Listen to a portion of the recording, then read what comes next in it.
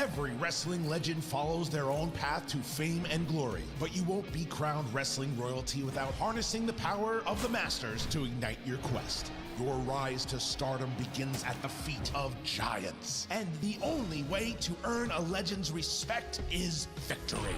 Training with the best is never easy, but wear those bruises with pride. You're going to need all the help you can get to unlock your potential and win the support of legendary wrestling icons. Once they're on your side, those legends become extremely powerful allies. Enlist their help as managers to energize your team.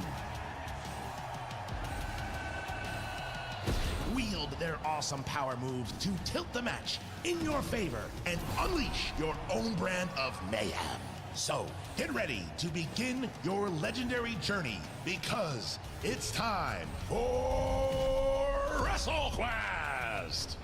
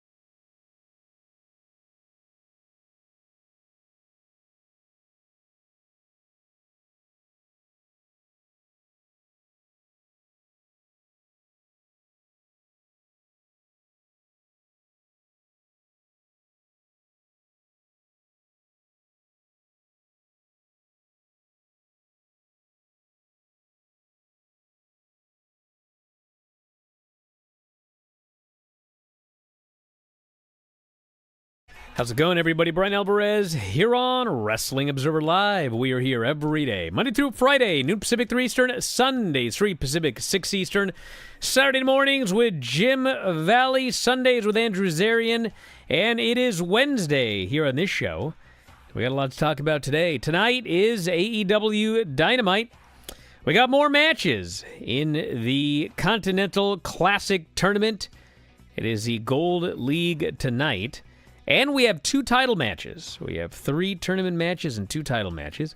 We'll give you the lineup for the show coming up here tonight, as well as SmackDown on Friday and Collision. Collision was taped last night. We're not going to give spoilers, but I'm going to talk about one thing. Come back from the break. We got the NXT Deadline show coming up on Saturday. 7 matches announced for the show. And last night was the NXT Go Home show. And we will, in fact, have the full recap in the final segment of the show today, the world-famous NXT television report. I liked it. There's some good stuff on the show. We have notes on WWE, TKO, potentially cutting back on house shows. We'll talk about that here today, as well as the update on Wes Lee, who is going to be out of action for a long time. CM Punk, Bobby Lashley did an interview, and he talked about how some members of the WWE locker room, quote, were very against the return of CM Punk. CM Punk was not on Raw Monday. We got the Raw numbers largely back to normal. Of course, Punk is going to be on SmackDown this coming Friday, Raw next Monday, so we'll see how that does. And a ton of other news as well. If you want to text us here today, 425-780-7566 is the phone number. That is 425-780-7566. F4WOnline at gmail.com. Also F4W Online on Threads, Instagram, and Cameo. At Bryan Alvarez on Twitter. Back in a moment, Observer Live.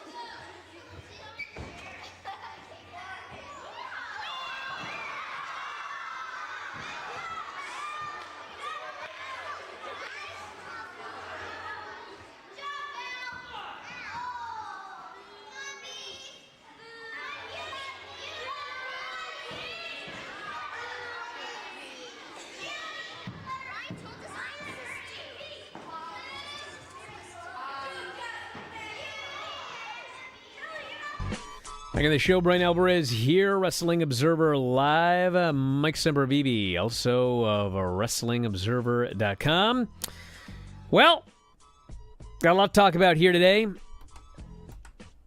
what I'm saying? Collision is Saturday, and it was taped yesterday. And we're not going to go over the spoilers for Collision here. But I will mention that there was a Bryan Danielson-Andrade match. And tons of people messaging me last night because Bryan's eye all bloody. Blackpool Combat Club came out afterwards to check on him in the ring. And it appears Bryan Danielson is all right. So I don't know if he gigged. I presume that's what happened. But I think that they're doing some sort of storyline where, oh man, he may not make it through with this eye. Which is basically exactly what I was worried was going to happen, was that he wasn't going to make it through because of his eye. So, as we talked about before, he did get surgery going on 4 weeks ago and was originally not going to be back. It was touch and go for the Tokyo Dome, January 4th. But here he is wrestling the first week of December and actually the last week of November. So hopefully it works out okay for him. Not sure if, fans are going to be thrilled that they're doing an angle based on the fact that he's actually hurt and could get injured. But that's what they're doing. He seems to be all right, so that's the update there since people were asking. Better than a seizure spot for a concussion, I'll say that. That's bleeding with true. the eye. It's a way to play off of everyone's real fears for the guy. It's a way to pluck wrestling fans' emotions, and there are going to be some people that obviously don't like it.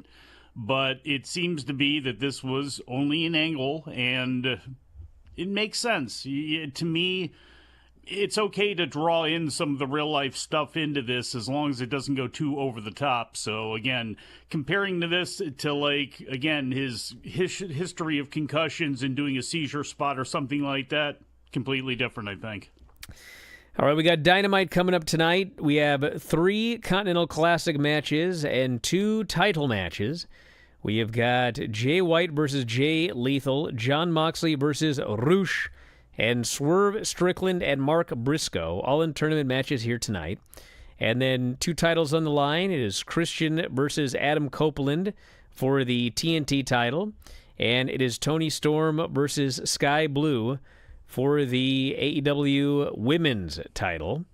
And, of course, they've got a pay-per-view coming up in 3 weeks or so, a little over 3 weeks. And be interesting to see what they do in these 2 title matches because I do not expect Sky Blue to beat Toni Storm. And, Christian and Adam Copeland is just a random television match. That seems like it should be a much bigger match. And I'm wondering if there's going to be an angle tonight, whether it be somebody returns to screw Adam Copeland, somebody turns on Adam Copeland. I got one person I'm thinking about, so I guess we'll find out tonight. I presume there's going to be something leading to a rematch with the stipulation at the World's End show, but I guess we'll see. I would think so. No reason to give this away in its entirety already yet. I mean, I know that Edge has blown through Luchasaurus and Nick Wayne and delivered concertos to both of them, so it seems like, okay, the only thing left is Christian, but to me it's way too early to pull a trigger on doing this, so have a great TV match tonight as much as you can, have a great angle that leads to something, and I think that's the way to go.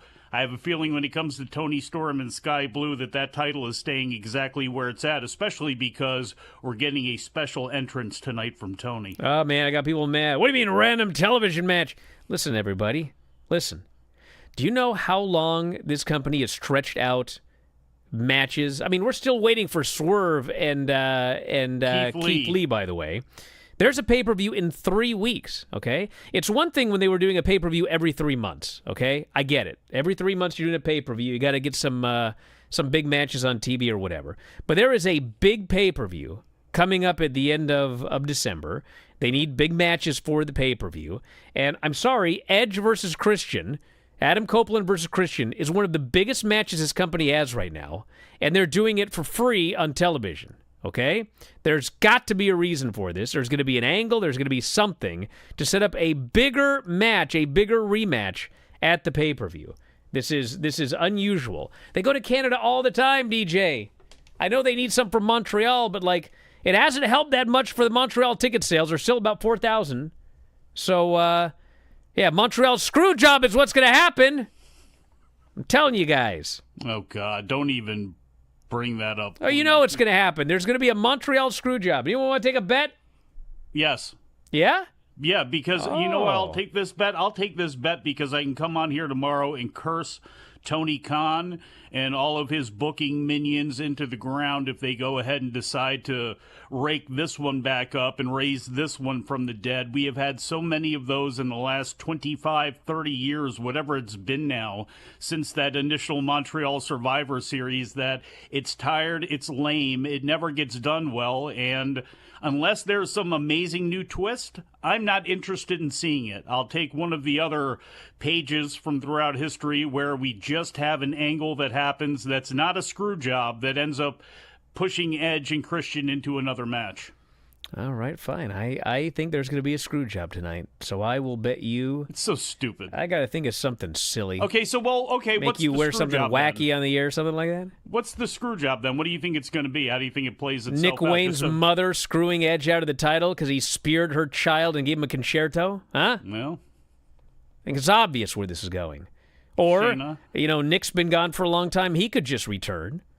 Nick could actually return and screw him tonight, and then Nick Wayne's mom screws him at the pay-per-view. Build up to another pay-per-view. There's a lot of ways you can go.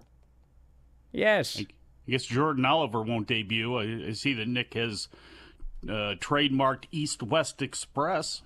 Mm-hmm. Maybe Christian can have some more kids and enter the fold. Maybe he can have some kids with Shayna. How about that for a screw job? I would like to wish the best to Wes Lee, who is badly injured, although we don't really know exactly what. We know he's having back surgery. Sciatica. And he mentioned that he could not feel his legs, which is certainly not good. Paul, but I can't feel my legs. He was in the ring, and he did have a crutch. So I mean, he can walk and everything, but he's in bad shape. So he is off the pay-per-view this Saturday. He will be out 8 to 12 months with back surgery, and the timing. I mean, there's never good timing, but they did this Dominic Mysterio thing for months and months and months. And Saturday was going to be the big day. And a couple days before, he ends up getting hurt. And so he's never going to get that big win over Dominic. He has been replaced by Dragon Lee, who, I don't know, he may or may not beat Dominic. I mean, it's not like you can have Dominic. You could have him be champion for 8 to 12 months, but I don't think that's going to happen. So they got to do something. And maybe... My guess is Dragon Lee is winning the title because normally traditional pro wrestling, and it is Shawn Michaels in charge here, it's like when you have a match and you have to put in a replacement. I mean, A, Wes was probably going to win the title anyway, and B, got to make those fans happy that the original match isn't taking place. So Dragon Lee winning the North American title, I think it's highly likely this coming Saturday.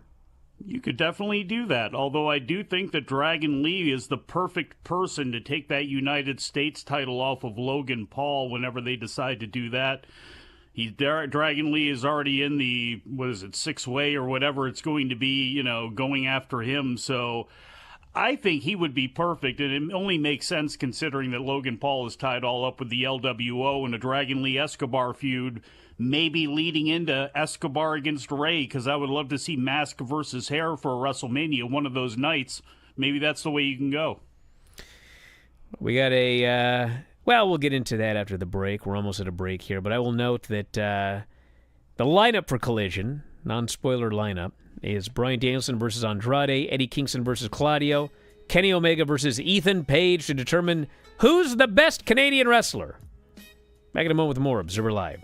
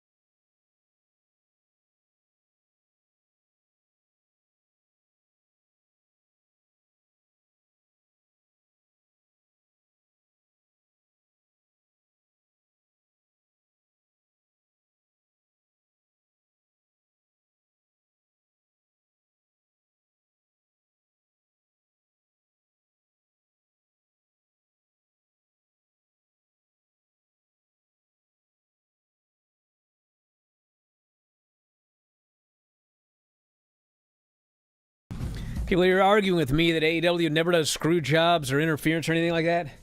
Literally the last big match involving Adam Copeland and Christian had everybody and their mother interfering in this match. There were people brawling in front of the referee. Like, it's going to happen tonight. It's going to happen. Didn't Brian Cage run in on the MJF match against Jay White? There were plenty of whatever it was. Plenty of screwy finishes. We had that women's match a week ago where 75 people got involved. There was like 85 things going on. No, I'm not talking like someone's going to say ring the bell. I'm talking somebody's going to screw somebody. It happens all the time. All right. It was not the Texas. I'm not talking about the Texas death match, Lenny. I'm talking about the last pay-per-view, Full Gear. There was a 6-man tag. Ric Flair got involved. I mean, dude, I wrote the whole thing down right here. Do I got to read what happened? No one cares. But we do care about CM Punk, right? That was dead silence. I don't know. Bobby Lashley said members of the WWE locker room were, quote, some members, very against CM Punk's return. He was interviewed by Steve Fall recently. I'm actually surprised Bobby Lashley said this, although, he can always claim, I'm talking storyline, Seth was mad. Well, he didn't say anything that incriminated him. So I was actually leaving around the time when Punk was really starting to pick up a little steam. He was there, but he really didn't do anything at the time. I know we had a big impact in WWE in his time there. I spoke with some of the guys that know him. I got mixed feelings. Some people were very against it. Some people were, whatever. But it's a land of opportunity, so if he comes back and he helps out the show, that's the business side of it. I don't really know Punk too personally. When I was fighting, he went to UFC. I put my money on him, so he does owe me a little bit of money, Lashley said. Twice! I said, no, he could do it. Come on. He says, I understand he has a big name. He's coming back. He's going to do some big numbers, but I hope they make him kind of work for some of this stuff. I hope they give him an opportunity to kind of prove his loyalty to the business. Some of the people in there, just to let everybody know, some of the naysayers, some of the people that aren't too happy about him being there. I hope he has his opportunity to work his way back up to the top and not just given everything because he negotiated a good contract that allowed him to do that. Well, I mean, I can't tell you. There were people that were happy he was back and people that were not happy at all that he was back. But is that news? I don't think that's really news. Not really. No, he's a bad handicapper, but a good interview, and he said very safe things. Some people like him, some people don't. This is the land of opportunity. Let's do business, and there it goes.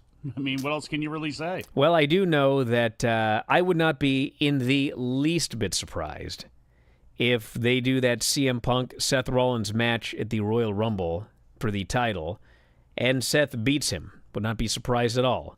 Because Vince is gone. This is more a Vince thing. But, when Brock first came back after UFC, I mean, they made sure to beat that guy. They wanted to see if he'd take a loss. They wanted to make sure that he took a loss in case he left again.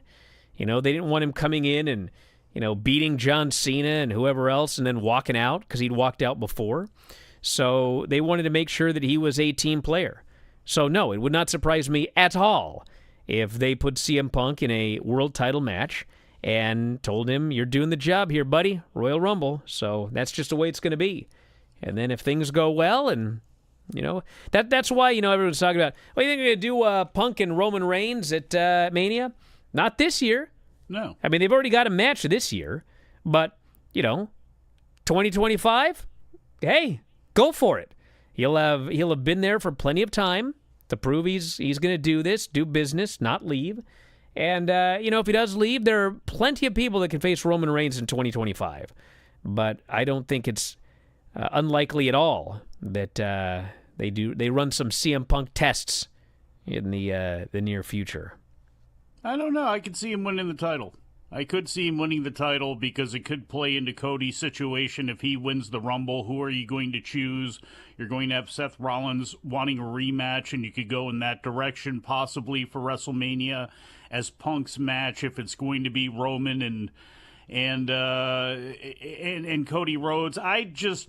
I understand what you're saying about the test, and I remember, with Brock, I don't know if that's going to be necessary this time around. I guess we can see, but I don't know if you want to have him take an L in his. I don't know if you'd want that from anybody necessarily walking in and then, having a title match here in a couple of weeks at the Royal Rumble. You could do that, but I think you'd be better off at this point for the amount of time that Rollins has had that title for Punk to take it off of him. I mean, honestly, if there's any concern over him walking out or something like that with the title, I mean, you have a multi-year contract surely with him.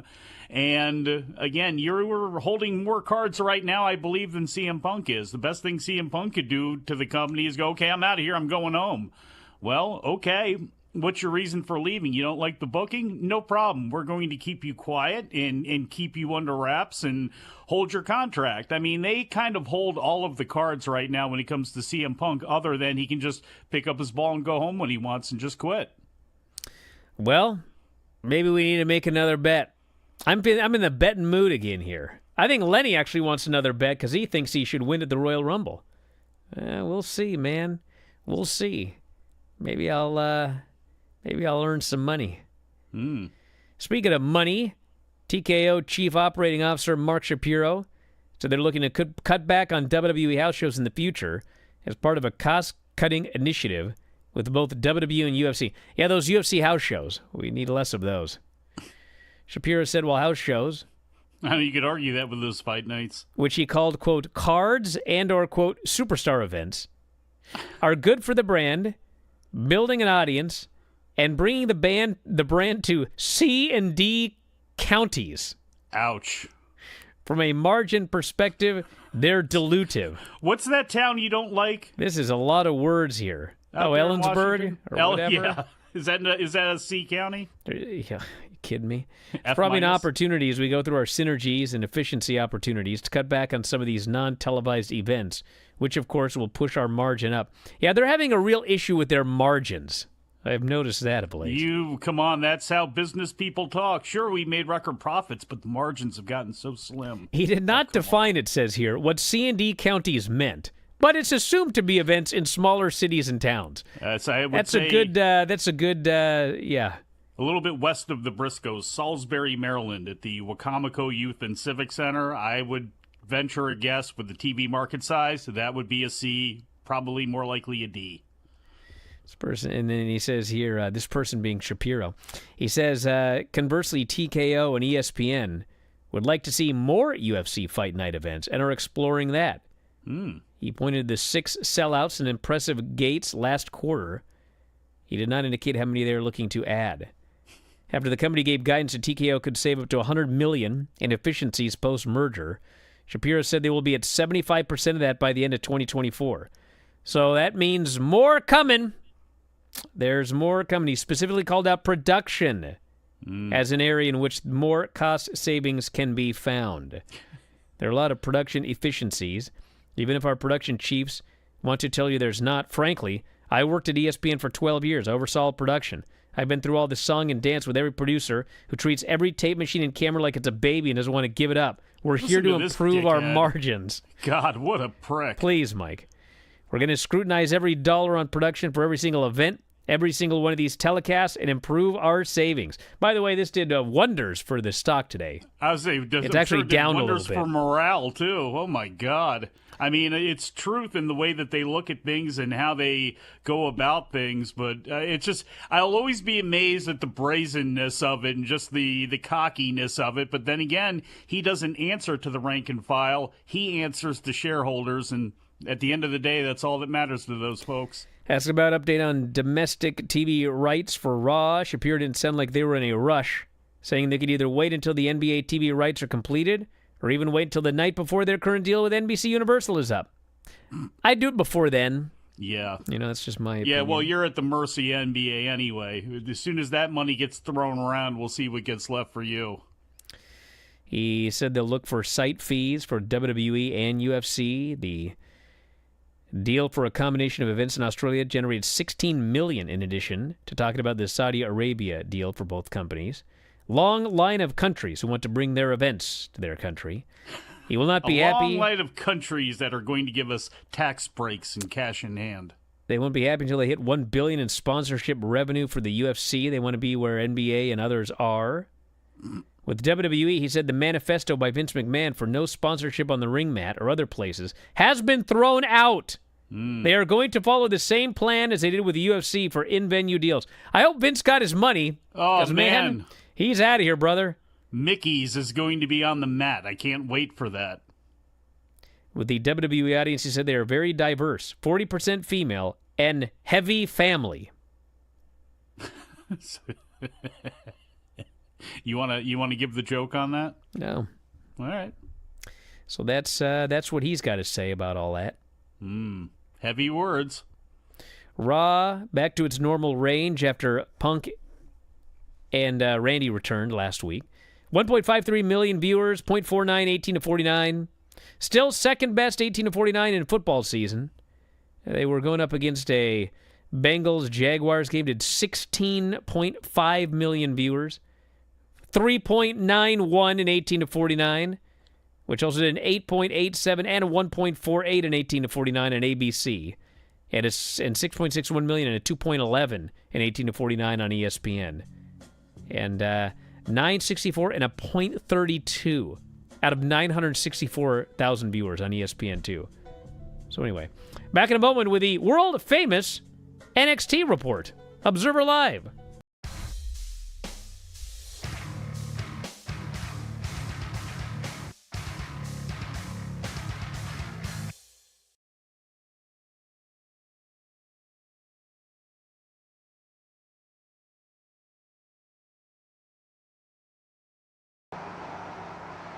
Welcome to the special tour of Figure 4 Weekly Headquarters, as promised. Today I will be accompanied by my assistant Vincenzo, so let's get moving.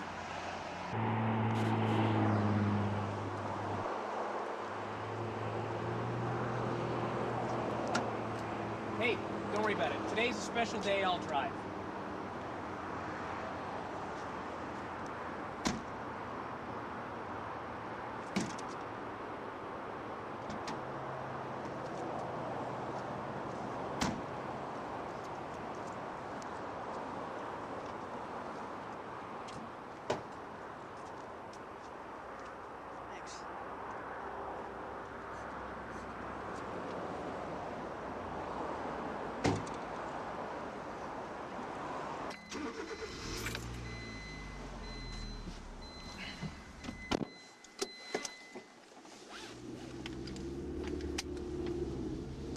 Vince, today's gonna be a good day, so let's not F anything up, okay?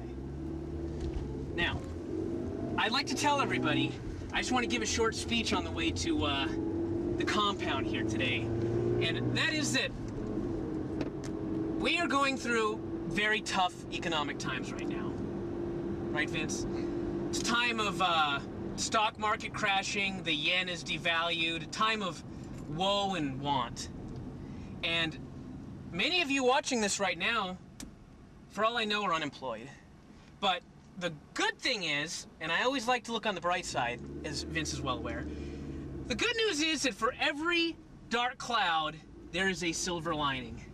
And the silver lining is that Figure 4 Weekly is doing great. It's a huge success right now. Subscriptions are up, quality is down, profit margins are skyrocketing, things are going very well. So the one thing is that I don't want to make it seem like money is everything, because money cannot buy happiness, but what it can buy is enormous houses, and that makes me happy. So we will be going to see my enormous house, the Figure 4 Weekly compound, and that's where we're heading right now.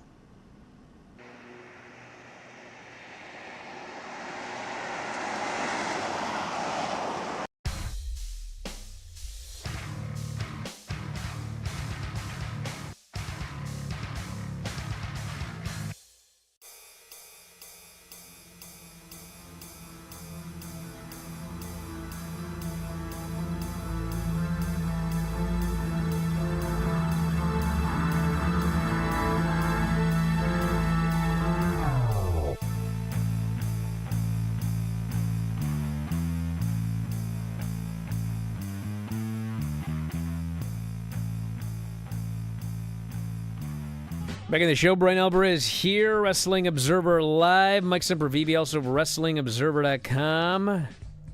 Time for the world-famous NXT report. And this was a go-home show for this coming Saturday. And it opened up with a last-chance Iron Survivor Challenge match. It is Roxanne, Thea Hale, Kiana James, Fallon Henley. A last-chance match for the Iron Survivor Challenge. And there's no Lance Storm show today, everybody. He's going to be doing the AEW NXT show tomorrow night, replacing Vinny. And now I just watched this show trying to figure out where's this guy going to quit. And it's probably the very beginning when they cut to Lyra backstage, and a mystery woman was peeking into the window behind her. And I had absolutely no idea who this was. Thanks to the internet, I was later informed it was Tatum Paxley. But this show has a big problem with not identifying anybody. And tough barrier of entry for those that are watching it for the first time. So, match was pretty good. Heavily choreographed. Probably practiced ad nauseum all week. And finally, we had Kiana and Roxanne bumping off the dashboards through a table. And Henley and Thea ended up in the ring together. And Fallon pinned her with a Shining Wizard. So Fallon is going to the Iron Survivor Challenge.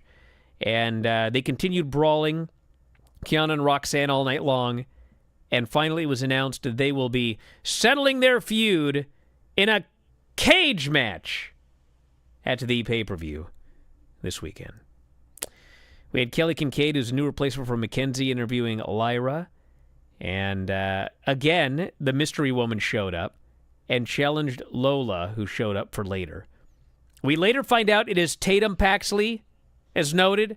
But how many segments is she going to be in without being identified? As Tatum Paxley. And she's got a new gimmick, too. So it's even like if you knew who Tatum Paxley was, you're like, who's this creep? We had the Wes Lee announcement that he needs to leave for back surgery. He will be gone 8 to 10 months. And then Dom showed up, and he says, look, everybody, old Wes going home again. Don't doubt you need surgery. You can barely stand. So for the next year while you're recovering, watch what I do with this title. And I guess I'll take the night off Saturday and chill with Mommy. And Wes said, well, no, you actually do have a match at Deadline. Not with me, though.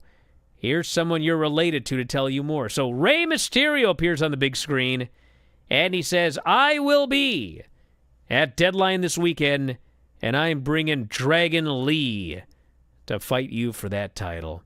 So Dom is upset. Dragon Lee shows up, goes after Dom. Dom bails, and that's the match for Saturday. Random Blonde later found out this was Izzy. Izzy Dame, I believe is her name. Ran in to check on Kiana, and that's when the brawl broke out. And apparently I missed like a bunch of shows. Probably the same show where FTR and the House of Black were best of friends for years. But Ava's now an authority figure. It's like, yeah, they're desperate to find something for her to do because she's not getting the wrestling thing. So now she is Shawn Michaels' authority figure, getting matches signed. Men's Breakout Tournament is coming. Boy, if you're a fan of hilariously bad promos, have I got a segment for you. Lola Vice beat Tatum. Thought Lola looked good in this match. Does a lot of MMA style, which of course she was a former fighter, so may as well do what you're good at. And she had a big spin kick, pinned Tatum Paxley. There we go. Who then had to act all weird in the background. You know what we're really missing is another 2020 creepy character. That's really what this business needs right now as we head into 2024. A totally outdated thing. How's Joe Gacy doing? He's an idiot in the crowd. That's literally his new gimmick. And apparently an idiot in the crowd. He really likes Vic Joseph. Well, Vic Joseph needs somebody who likes him because they fired his wife. Nathan Frazier and Axiom had a meeting. They decided to fight later. But they're still going to kind of try and be friends. Corbin unconcerned about his face-to-face with Dragunov tonight. So then we had something that they did but didn't explain, and you had to know what was going on to figure out what was happening. NXT Anonymous caught footage of Carmelo and Trick talking from weeks ago, and after he left, Carmelo texted somebody. The announcers barely, it was like nothing to them. But it was a lot to Trick. He now has figured out Carmelo set up Lexus King to beat me up. Well, it wasn't nothing to the announcers. Vic Joseph asked Booker T if this Yeah, he goes, what do you think now? And Booker goes, I want to find out who NXT Anonymous is, and maybe somebody should find that out. Then we had Maxine, Otis, and Chad versus Oro Mensah, Noam Dar, and Lash Legend. This match was astoundingly, shockingly great. I do know how. Like, you had Chad Gable in there, and Noam Dar, and, Otis, and Oro Mensah, and even Maxine and Lash. Like, they didn't do a lot together, but what they did is fine. And then, of course, they kept teasing Lash and Otis, but, they would have to tag out or whatever, or someone else would come in. But then finally, Lash tagged in with Otis again, and Otis got all excited. He started gyrating, and he runs towards her to give her a hug. She sidesteps him. He hits the ropes, and he walks back, and she gives him a body slam. Now, we've all seen some famous body slams in history. There's the Hogan and Andre body slam, which wasn't bad. It was pretty good, all things considered. We saw the Lex Luger Yokozuna hip toss, which was just that. Yokozuna did all the work for him. But what was amazing about this one is, sure, Otis helped. Like, he started to invert himself and everything. But, he was running, and she grabbed him and held him. And she took 2 steps backwards, and she held this bloke upside down for hours, it felt like. And she planted this guy. This was, no joke, one of the greatest little versus big body slams ever in the history of pro wrestling. And if you're going to mock me, find a better one. Find a better one. He outweighs her by easily 200 and something pounds. And man, she freaking slammed this guy, and this place went crazy for this body slam. And they're just going nuts. And then Chad puts Dar in the ankle lock and submits him. It was awesome. If Lance tries to tell me that this body slam wasn't awesome, I don't know, man. He's going to have a problem with the positioning of the hand posting on her thigh. I can see it. It doesn't matter. The guy didn't even need to post. She held him upside down and slammed this dude. The spot was so awesome. Then Gallus meets with Hank and Tank. Hank and Tank want a match next week. At first, Gallus goes, no. And then Hank and Tank are like, well, we'll leave this bar and you can have all the liquor if you just give us... And they're like, okay. So they're having a match next week. Then, how long were those drinks, you think, sitting there? I don't know. They just, we bought you 3 beers. They're just like random, 3 mugs sitting in a corner. Oh, here, these are yours. And they drank them. Don't do that. Don't leave your drink unattended. Then we had Byron Saxon out there for a debate with Especially Tiffany, Lash, Blair, Kalani, and Fallon. If Lance didn't quit here, if he managed to make it to the end, then the moment when Lash just decided to scream at the top of her lungs for an extended period of time, done. This was bad. It was pretty bad, but it was one of those segments where everyone told me how awful it was.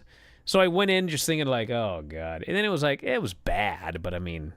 It was just bad. It was bad with a point, I guess. I've seen a lot of bad things on this show, and this wasn't in the top 5. But anyway, they got in a brawl after some hilarious, and not in a good way, trash talking. Who's tanner, Tiffy or Fallon Henley? They both have incredible tans. Well, Fallon, I think, has a real tan. I'm not sure about Tiffany. Then something that made me mad, but I kind of gotten over it because I think I see what's going on here, which actually reminds me a lot of this this Christian match, actually. They did Axiom and Nathan Frazier, and I was so excited for this match. What happened here? Anyway, I was so excited for this match, and they go for 2 minutes, and they're just miles beyond everybody else on this show.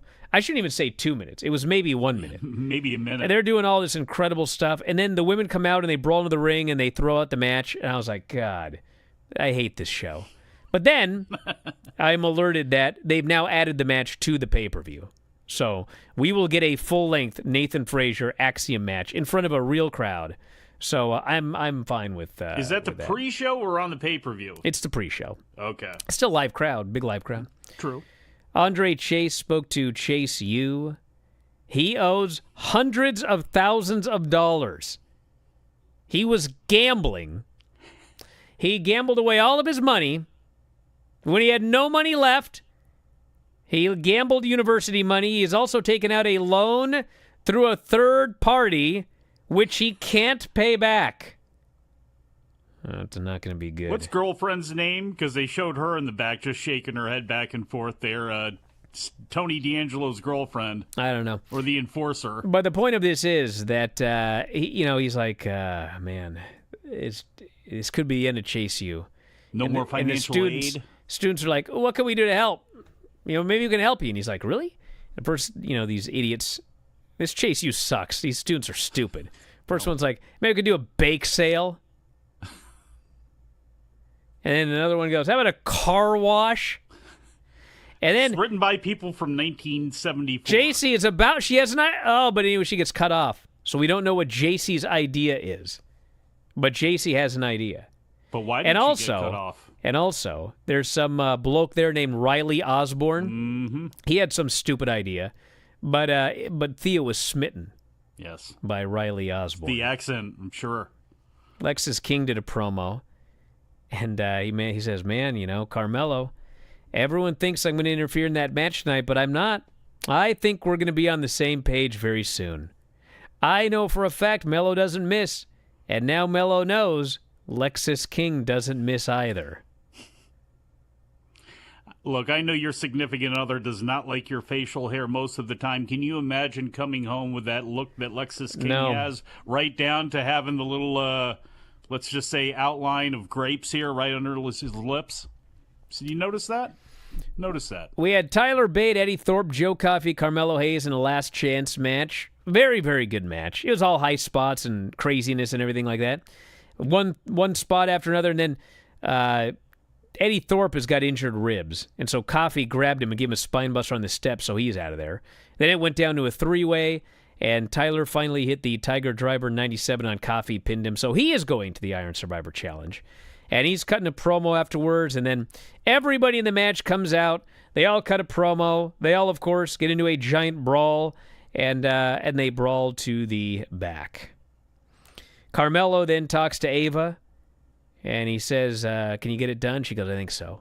So then Trick shows up, and he's all angry at Carmelo. He goes, did you text Lexus to take me out? Trick goes, of course not. You know in your heart I wouldn't take you out. And he says, you know what? I'm going to prove it. Because Saturday, I'm going to whip this Lexus King. Trick says, good. Well, come this Saturday, Melo's going to open the show, and I'm going to close it. And now Melo's like, you.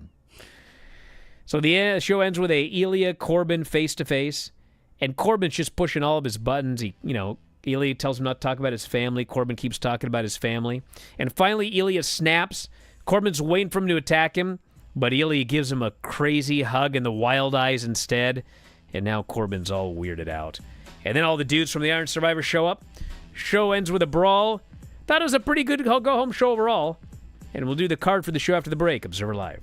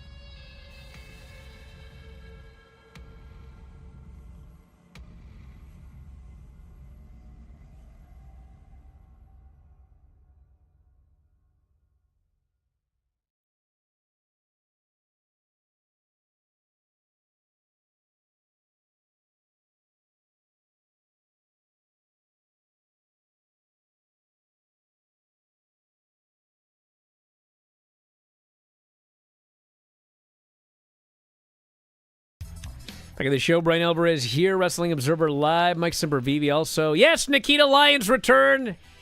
Golly. There's 8,000 things happening on this show. Talk more about it tomorrow with Lance. But anyway, deadline is Saturday. And we have got Ilya Dragunov versus Baron Corbin, which I expect to be a great match. We have Dragon Lee versus Dominic Mysterio for the North American title, which should be a good match, maybe a very good match. We have the 2 Iron Survivor challenges. Dijak, Trick Williams, Josh Briggs, Braun Breaker, and Tyler Bate is 1. And Tiffany Stratton, Lash Legend, Blair Davenport, Kalani Jordan, Fallon Henley in the other. Last year, these matches way over-delivered, and they have been practicing these matches nonstop for weeks. So, regardless of who's in them, they're going to be doing everything they can to make sure that they're good. Roxanne Kiana in a cage match should be good. Carmelo and Lexis King should be good. And the kickoff match, which should maybe be the best match on the show, although I don't think they'll have the time to do the best match. They'll probably get like 8-9 minutes. Axiom and Nathan Frazier. So that is the lineup for Deadline coming up on Saturday.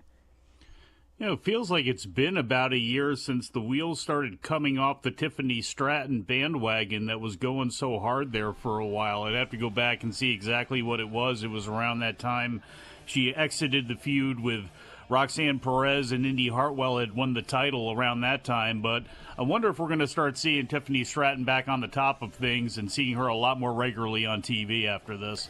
Well, we'll find out. We'll talk more about everything tomorrow. We got Dynamite tonight.